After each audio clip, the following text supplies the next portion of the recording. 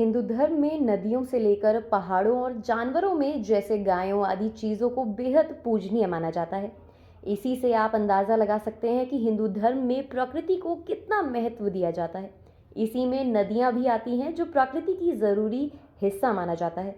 भारतीय संस्कृति में नदियों को देवी के रूप में पूजा जाता है। जैसे गंगा से लेकर सरस्वती जैसी नदियों को हम देवी स्वरूप में पूजते हैं। लेकिन कभी आपने सोचा है कि भारत में पुरुष नदी भी हो सकती है? जी हाँ, देश में एकमात्र ऐसी पुरुष नदी है जिसे ब्रह्मपुत्र के नाम से जाना जाता है। आपको बताते हैं कि भारत की एकमात्र पुरुष नदी ब्रह्मपुत्र नदी के नाम से जाना जाता है। जैसे कि नाम से ही आपको पता चल गया होगा कि ब्रह्मपुत्र को भगवान ब्रह्मा का पुत्र माना जाता है। हिंदुओं के लिए ये नदी तो पूजनीय है ही, साथ ही बौद्ध और जैन धर्म के लोग भी इसकी काफ़ी पूजा करते हैं। बौद्ध धर्म के लोग मानते हैं कि ब्रह्मपुत्र नदी एक बड़ी झील चांग थांग पथार से निकली है।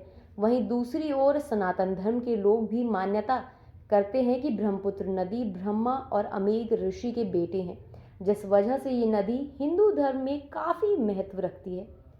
आखिरकार ये नदी कहाँ कहाँ बहती है? आपको बता दें कि ब्रह्मपुत्र नदी का उद्गम हिमालय के उत्तर में स्थित तिब्बत के पुरांग जिले में मौजूद मानसरोवर झील के पास होता है।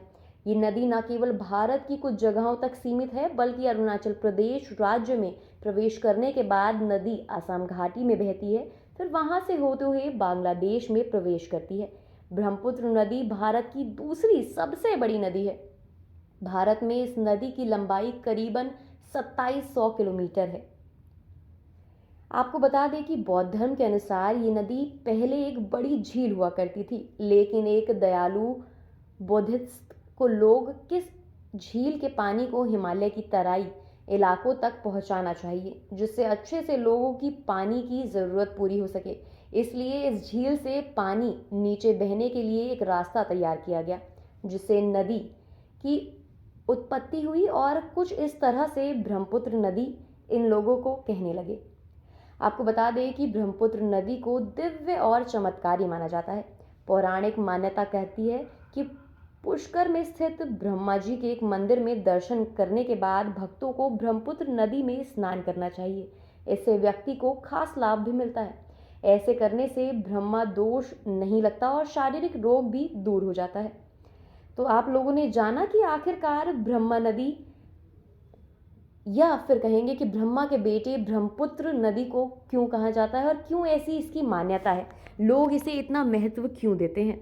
अब आप ब्रह्मपुत्र नदी में गए हैं या आपने देखी है, ये हमें कमेंट सेक्शन में बताना ना भूलें।